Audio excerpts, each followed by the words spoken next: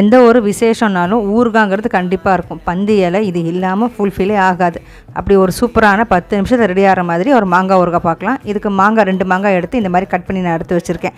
இது கொண்டக்கடலை over night ஊற வச்சா மட்டும் போதும், வேக வைக்க வேண்டாம். இப்போ ப்ராசஸ் என்ன அப்படின்னா, வெந்தயம் இருக்கு இல்லையா, அது வந்து 2 ஸ்பூன் எடுத்துக்கலாம்.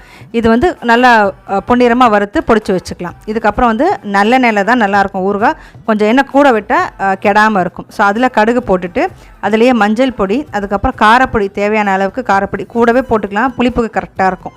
இதோட தேவையான அளவு உப்பு, அதுக்கப்புறம் பெருங்காயம் அதையும் போட்டுட்டு நம்ம ஊற வச்ச கொண்டக்கடலை, நறுக்கின மாங்காய் அதையும் சேர்த்து போட்டுடலாம்.